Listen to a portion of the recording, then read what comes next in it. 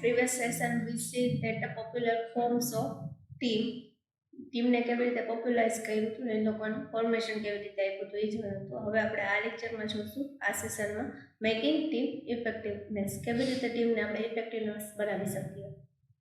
તો first of all team building, ટીમની building કેવી હોવી જોઈએ. Second is developing team spirit કેવી હોવી જોઈએ. Third is providing team leadership કેવી હોવી જોઈએ, લીડર કેવી રીતના કરવો જોઈએ.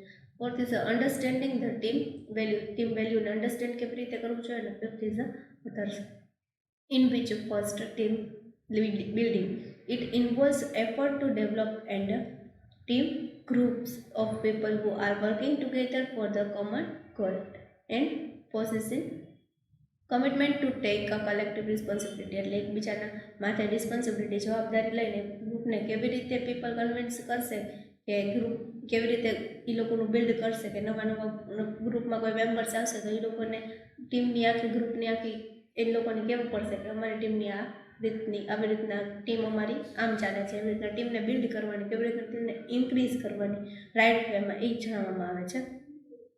Vote is a cohesive and productive team, કેવી રીતે પ્રોડક્ટિવ ટીમ કોહેન્સિવ બનશે. Effective team building enables the member to see the team unit members experience the sense of participative and are ready to face challenge along with a strong belief in the achieving team goal. એટલે અમે એવું કહેવા માંગે છે કે એ લોકો ટીમના ગ્રુપનો મેમ્બર્સનો experience કેવડો છે, એ એક્સપિરિયન્સ ઉપરથી ટીમને બિલ્ડ કરવામાં આવે છે. આપણે કોઈ જગ્યાએ જોબ માટે જઈએ તો ત્યાં સૌથી પહેલાં આપણને પૂછવામાં આવે તમે ફ્રેશર છો, તમારો એક્સપિરિયન્સ શું છે. એક્સપિરિયન્સને લીધે લોકો ઘણું બધું શીખીને આવ્યા હોય છે, એટલે એક્સપિરિયન્સને લીધે ટીમ બિલ્ડ કરવામાં આપણને ઇઝી રહે છે કે એનો પોઝિટિવ એક્સપિરિયન્સ છે, એનો એક્સપિરિયન્સ કેવડો છે, કેટલો ટાઈમ, અને કોઈ પ્રોબ્લેમ્સ આવશે તો એને ફેસ કેવી રીતે, ચેલેન્જને કેવી રીતે ફેસ કરશે, એવી રીતના ટીમ બિલ્ડિંગ કરવામાં આવે છે. નાવ સેકન્ડ એટલે ટીમ બિલ્ડિંગ કરવાથી આપણું ઇફેક્ટિવનેસ વધારે ઇફેક્ટિવ બનશે ટીમ, કે જેનાથી આપણને પ્રોફિટ મળશે. Second is a developing team સ્પિરિટને ડેવલપ કરવાની છે. તો કેવી રીતે કરશું. This step involves team spirit incitement in order to work effectively, એવી રીતના વર્ક કરવાનું, ઇફેક્ટિવલી વર્ક કરવાનું હોય જેનાથી ટીમ ડેવલપ થાય છે. A leader needs assemble to a group to capable people to has ensure the each or one, એટલે કોઈ લીડર ટીમનો હોય ને એ એવો હોવો જોઈએ કે એના ગ્રુપ મેમ્બર્સને કન્વિન્સ કરી શકતો હોવો જોઈએ. The leader must collect the efforts of all members, a creative team work and partnership, એટલે ટીમનો મેમ્બર કેવો હોવો જોઈએ તો કોઓર્ડિનેટ કરી શકે બધા સાથે એવો હોવો જોઈએ. પ્લસમાં પાર્ટનરશિપ એની ટીમ વર્ક શું પાર્ટીશન કરે ને ટીમમાં એ જણાવી શકતો હોવો જોઈએ. ઇફેક્ટિવ લીડરશિપમાં making them understand how to the team can help the organization to achieve organization goals, organization ગોલને અચીવ કરવામાં ઓર્ગેનાઇઝેશન કેટલી હેલ્પ કરે છે ને એ ટીમનો મેમ્બર કોઈ એક લીડર છે એ જણાવી શકે છે. નાવ he must be clearly communicate about his expectation to the team members and try to impart team based culture. આપણે કહીએ ને એક્સપેક્ટેશન ને રિયાલિટી, એટલે એક્સપેક્ટેશનથી લઈ અને રિયાલિટી સુધી લાવવાનું. રિયાલિટી આપણી આવડી બહુ લો હોય છે કે જ્યારે એક્સપેક્ટેશન આપણને એમ થયું છે કે આપણે હાઈ લેવલનું પ્રોફિટ આપણે અચીવ કરીએ, પણ એ રિયાલિટીથી લઈને એક્સપેક્ટેશન સુધી લાવવાનું કામ છે લીડરશિપનું હોય છે, કે જે એક્સપેક્ટેશનથી લઈને રિયાલિટી સુધી પ્રોફિટ લાવવામાં આપણને હેલ્પફુલ કરે છે. Now third is providing team leadership role is key improvement team of effectiveness, એ લોકોને ઇમ્પ્રૂવ કરશે ઇફેક્ટિવનેસ, ટીમની ઇફેક્ટિવનેસને ઇમ્પ્રૂવ કરશે. He has to understand team members, એ ટીમના મેમ્બર્સને સમજશે, ટ્રીટ કેવી રીતે કરવા એ, ટ્રેન કેવી રીતે કરવા એ, અને કેવી રીતે એ લોકોને સમજાવવા બધી વસ્તુમાં એ લોકો ટીમ મેમ્બર કરશે. He should be amongst a member and be facilitator, એ લોકોને ફેસિલિટી કેટલી પ્રોવાઈડ કરવી એ ટીમનો લીડર છે એ નક્કી કરશે. He should be a clear balance it acceptable of members, he should win the trust, એ ટ્રસ્ટ જીતવામાં છે ને સારો ટ્રસ્ટ એ બધાનો જીતી લેવો જોઈએ એવો હોવો જોઈએ ટીમનો member. In order two acceptable the leader to make his team effective, જેથી કરીને ટ્રસ્ટલેસ પર્સન હશે તો એ ટીમ જીતી નહીં શકે, ટીમનો જે ટ્રસ્ટ હશે જીતી નહીં શકે, પણ ટ્રસ્ટવર્ધી જે પર્સન હશે એ ટીમને સારી એવી ઇફેક્ટિવનેસ બનાવશે અને પ્રોફિટ ઓરિએન્ટેડ બનાવશે. Now fourth one is understanding the team values. What is the understanding of culture values in a global scenario. Team members may be diverse, belong to different nationalities, to may hold a different cultural values. અલગ અલગ different કલ્ચરની, different નેશનની different value હોય છે એ સમજવી અને એ લોકોને એના ગ્રુપના મેમ્બર્સને explain કરતા એ લોકોને આવડતું હોવું જોઈએ. The world prevent the from collaborating effectively. Selection of team members play a key role of creating global team and adapting different culture is a challenging task. અમુક ચેલેન્જિંગ ટાસ્ક એવા આવે કે જે ડિફરન્ટ તો એને ફેસ કરતા આવડવા જોઈએ, જેથી કરીને એના એક્સપિરિયન્સના બેઝ ઉપર કોઈ પર્સન છે એ સમજાવી શકે એને કે ભાઈ આવી રીતના આમ હોય તો આના માટે આ સોલ્યુશન બેટર રહેશે. એવી રીતના એના દરેક પ્રોબ્લેમના સોલ્યુશન એની પાસે હોય કે ગમે એ પ્રોબ્લેમ આવે તો એ ફેસ કરવામાં ગભરાવવો જોઈએ નહીં, ગમે એ પ્રોબ્લેમનો એ સામનો કરતો હોવો જોઈએ. ના ફોર્થ તો આપણે જોયું. ના fifth is others, last. In addition to 4 steps, આ બધા સ્ટેપ્સને લઈને સ્મોલ અપ્રિએશન, એક નાની એવી ટીમ બનાવવામાં આવે છે જે કેરફુલ સિલેક્શન મેમ્બર્સ, એમાં કોનો સમાવેશ થાય છે તો કે careful of selection members, creating climate of trust, ensuring a meaningful motivation, creating a right organizational climate, and cultural team improving, and also communication and relation could also help improving team effectiveness. આ બધી વસ્તુ જે બોલી એ બધી વસ્તુ ટીમને effectiveness કરવામાં improvement થશે કે ઇન્ક્રીઝ કરશે. Now, areas of transaction analysis, in which first, what is the area of transaction? એમાં કેવી રીતના કહેવામાં તો કે it was developed by Eric Berne દ્વારા ડેવલપ કરવામાં આવ્યું છે. Initially for treating his a patient in the 1950 આપવામાં આવ્યું હતું. Later this concept was extended and applied ordinary interaction by Eric. પછી એને એક્સપાન્ડ કરવામાં આવ્યો હતો. કોના દ્વારા તો કે એરિક બેર્ને દ્વારા. He was excited for this book and also એને એવી રીતના આ વર્કને એવી રીતના વર્ડને એવી રીતના પ્રિપેર કરવામાં આવે છે કે આઈ am okay, you R okay, એટલે એવી રીતના આપણું અને સામેવાળાનું બેનું કન્ક્લુઝન એ પોતે જાણતો હોવો જોઈએ જ્યારે એ ગ્રુપ બનાવતો હોય ત્યારે, એવું કહેવામાં આવે છે. In which is 6 point છે. First is a self awareness, second is a ego status, third is a analysis of transaction, fourth is a position analysis and life script, fifth is a stroking, and sixth is a game analysis. In which first self awareness. Self-awareness implied to extent to which a person is aware of his own self because they affect his interdependent transactions. એટલે આમાં એવું કહેવા માગે છે કે પોતે કોઈ પણ વ્યક્તિ હોય પોતે જાત સાથે અવેર હોવો જોઈએ. ગમે એ થાય તો એના કોઈ ઉપર ડિપેન્ડન્ટ ના હોવો જોઈએ, જાતે ઇન્ડિપેન્ડન્ટ હોવો જોઈએ કે જે આન્સર કરવા માટે રેડી છે ગમે એના. Second is the ego status. This is a core area of transaction analysis. There are 3 ego status. એની અંદરમાં 3 ego status હોય છે. First is a child ego status, second is a parent ego status, અને third is a adult ego status. એટલે ego status એટલે response કેવી રીતે આપવો ને બીજાને એ આ ego status દ્વારા જણાવવામાં આવે છે. First is a child ego status. It's called C. The person acts like an immature and impulsive child. કોઈ પર્સન છે કેવું રિએક્ટ કરે તો કે મેચ્યોર ના હોય અને એવું રિએક્ટ કરે તો એ child ego. It's submissive, disordinates, innocent, truthful, joyful, reliable. એટલે આ બધા એના ફંક્શન્સ છે કે અવયવી રીતે એ લોકો આન્સર કરી શકે. તો કે એ લોકો ઇનોસેન્ટ હોય છે, થ્રેટફુલ હોય છે, જોયફુલ હોય છે, એવી રીતના એ લોકો આન્સર કરતા હોય છે. Child ego status is a no concern with age. Child ego status કોઈ એજ સાથે કન્સર્ન નથી પણ પોઝિશન સાથે. એક્ઝામ્પલ આપણે જોઈએ, I don't know how to do this or I will not do this. આ બે આન્સર આપણને ચાઇલ્ડ ઈગોમાં આવે છે. આઈ ડોન્ટ નો હાઉ, કેવી રીતે થયું એ મને ખ્યાલ નથી, ડાયરેક્ટ આપણે આન્સર આપી દઈએ, કેવી રીતે થયું ખબર નથી, તો એ ચાઇલ્ડ ઈગો સ્ટેટસ કહેવામાં આવે છે કે જેનું કોઈ મતલબ નથી એમ. અને I will not do this, હું કરીશ નહીં, ડાયરેક્ટ ના પાડી દઈએ. Second is a child ego આપણે સમજ્યું. Second is a adult ego. It's called A. In this state, the person tends to like mature adult, balanced, rational and logical. કોઈ logical કે મેચ્યોર પર્સન જે answer કરે ને એ ego adult ego status કહેવામાં આવે છે.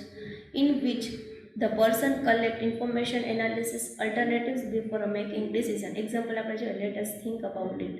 ડાયરેક્ટ ના પાડી દઈએ, પણ એના માટે આપણે વિચારશું એવી રીતના જવાબ આપે તો એ છે adult ego. Now third is a parents ego. What is a parents ego? It's called P. The person in the ego status act like a dominating parents, મોટા લોકોની જેમ આન્સર આપે છે, like father mother, and treat everyone as like a child, બધાને ચાઇલ્ડની જેમ treat કરે છે એવી રીતના આન્સર કરે છે. they try to protect and control others, તે બધાને પ્રોટેક્ટ કરવાની ટ્રાય કરે છે. સેટ અ સ્ટાન્ડર્ડ, કોઈ સ્ટાન્ડર્ડ ને રૂલ્સ સેટ કરે છે. and also others to follow and a punishment reward frequently to the same standard. આપણે એનું એક્ઝામ્પલ જોઈએ તો ડુ ઇટ નાવ, અત્યારે તો બન્યું છે એવી રીતના આપણને પૂછે ને કે ચાઇલ્ડની જે પૂછવામાં આવે છે એવી રીતના. એટલે કોઈ પેરેન્ટ્સ ઈગો સાથે વાત કરે ને ત્યારે આન્સર કેવી રીતના આપવાનો, તો કે ચાઇલ્ડ ઈગો સ્ટેટસ સાથે આન્સર આપવાનો. જ્યારે એડલ્ટ કોઈ ક્વેશ્ચન કરે તો આન્સર એડલ્ટની રીતે આપવાનું, અને જ્યારે કોઈ પેરેન્ટ ઈગો આપણને ક્વેશ્ચન કરે ને ત્યારે આન્સર ચાઇલ્ડ ઈગો કરે, ચાઇલ્ડ ક્વેશ્ચન કરે ત્યારે આન્સર પેરેન્ટ, એવી રીતના આપવામાં આવે છે. in which analysis of transaction. Third is the analysis of transaction. Analysis of transaction between the ego stress is the heart of transactional analysis. Normally a person processes all three ego, but at a time he operates from only, બધા પર્સનમાં ત્રણે ego રહેલા છે, child ego, adult ego અને parents ego. પણ કયા ટાઈમે કયો ego કેવી રીતના એને ઈગો સ્ટેટસમાં વાત કરવી ને કયો રિસ્પોન્સ આપવો ને એ એના રિસ્પોન્સના આધારે ખબર પડે છે કે આ કઈ રીતના આન્સર કરે છે. એમાં ફર્સ્ટ છે કમ્પ્લિમેન્ટરી ટ્રાન્ઝેક્શન, એમાં સુપિરિયર સબઓર્ડિનેટ્સ, એમાં છે કહું છું એમ પેરેન્ટ્સ ઈગો ક્વેશ્ચન કોઈ કરે તો આન્સર કઈ ચાઇલ્ડ ઈગોથી મળશે. જ્યારે એડલ્ટ છે એ ક્વેશ્ચન કરે ત્યારે આન્સર એડલ્ટના રીતે મળશે. જ્યારે ચાઇલ્ડ કોઈ ક્વેશ્ચન કરશે ત્યારે આન્સર પેરેન્ટ્સ ઈગો સ્ટેટસથી મળશે. When the superior to the parents ego status expects the response from a subordinates of the child ego status, that's what happened. Second is the superior subordinates integrate ego status, example adult. And third is the superior operates from child ego status, તો એનો answer કેવો મળશે? Parent ego. He expects them to integrate parent ego. Okay? Now second is a cross transaction. Cross transaction કેવી રીતના હશે તો કે this occurs when behavior of a person is not responded by the other and expectedly way. એટલે કોઈ continue એક હારે continue ન બનતું હોય, એટલે ઈગો જે સ્ટેટસમાં જે આન્સર કરે ને એ સાચું હોતું નથી. એક્ઝામ્પલ જોઈએ આપણે તો superior operates from a parents ઈગોથી વાત કરે તો એક્સપેક્ટેડ કેવું હોય આપણને કે ચાઇલ્ડ ઈગોથી રિસ્પોન્સ આવશે from the child ego, but it reacts is a adult, એનો રિએક્ટ કેવું હશે એડલ્ટ જેવું છે. It leads to cross transaction, એટલે આ ક્યારેક ક્રોસ ટ્રાન્ઝેક્શન બની જાય છે, તો આ ક્રોસ ટ્રાન્ઝેક્શન કહેવામાં આવે છે. Cross transaction lead to conflict, insult, hurt feeling and frustrate. આટલી વસ્તુ ક્રોસ ઈગો બનાવે છે. કઈ તો કન્ફ્લિક્ટ એટલે કે અઘરું બની જાય છે, ઇન્સલ્ટ એટલે ઇન્સલ્ટવાળું ફીલ થાય છે, હર્ટ ફિલિંગને હર્ટ કરે છે, અને ફ્રસ્ટ્રેટ એટલે વધારે પડતું પરેશાનીમાં મૂકી દે એવું થઈ જાય છે. એટલે પેરેન્ટ્સ ઈગોથી આન્સર ચાઇલ્ડમાં જ આપવું પડે છે, એડલ્ટમાં આપી તો આ બધી વસ્તુ બની જાય છે.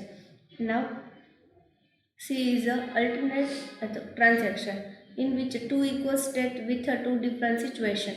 બે ઈગો ભેગા થઈને બે સિચ્યુએશન ઊભી કરે છે, એટલે આલ્ટરનેટ ઈગો કહેવામાં આવે છે, અને હિડન ઈગો પણ કહેવામાં આવે છે.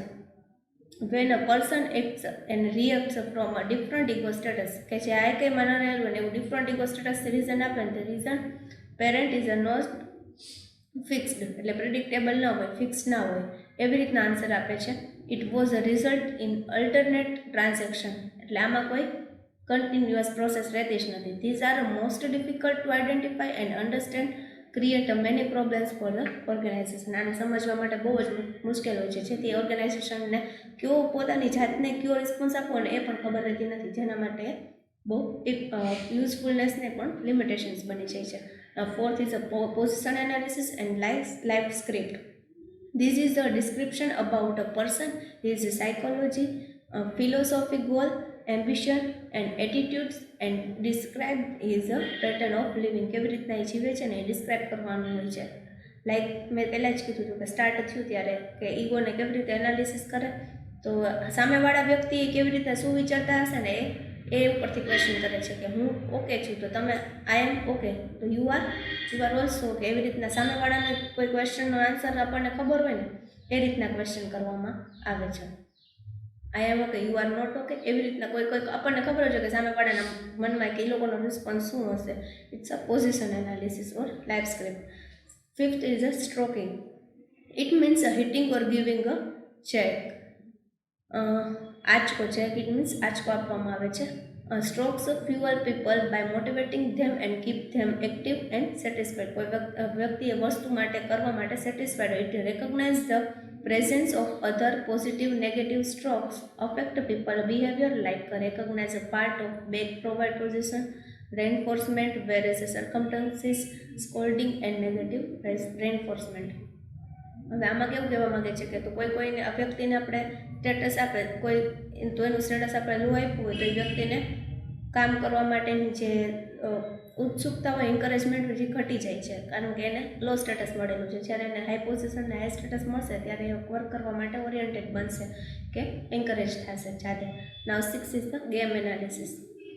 People play games while reacting to other it base involves strategy and assumption.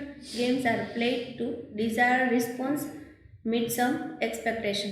આપણે જે ડિઝાયર જે આપણે રાખ્યું હોય ને કે મનમાં આપણને અઝમ્પશન હોય કે આ રીતનો રિસ્પોન્સ કરશે તો એ જ રીતનો રિસ્પોન્સ કરવામાં આવે છે. Games always win loss result, એટલે ગેમમાં કાં તો વિન થાય અને કાં તો લૂઝ થાય છે, એવી રીતના રિઝલ્ટ મળે છે. એક્ઝામ્પલ જોઈએ તો હાઇપ્રોક્રેટિક સ્માઇલ, ફ્લેટરિંગ ઇન સિનેરિયો, સિનિયર્સ કેવી રીતના રિએક્ટ કરે છે, સ્કેરીફાઈંગ લિટલ અગેઇન મોર, કે હસતા હસતા વર્ક કરીએ, રમતા રમતા ગેમ કરીએ, આપણે કોર્ડિનેટ કરીએ એકબીજા સાથે તો એ આપણને થોડોક વધારે પ્રોફિટ મળે એવી રીતના વર્ક કરે છે. Most games are not a positive result. બધી ગેમ આપણને પોઝિટિવ રિઝલ્ટ આપતી નથી. They are played a get favour and authority priority promotion are the unhealthy or mentality. Create મેન્ટાલિટીને અફેક્ટ કરે ને એવી પણ ગેમ્સ હોય છે કે જે ગેમ્સ એટલે ખાલી ગેમ્સ જ નહીં, આ તો રમતા રમતા એ રીતે કહેવામાં આવે છે કે આપણે વર્ક બેના દિમાગ સરખા હોય, બેનું સ્કિલ સરખી હોય, બેના એટીટ્યૂડ સરખા હોય, કોઓર્ડિનેટ સારી રીતે કરી શકતા હોય તો એ બે વધારે પ્રોફિટ અચીવ કરશે એવું કહેવામાં આવે છે. So this is the areas of transaction we are studied about today. This session is area and also awareness of this. Thank you.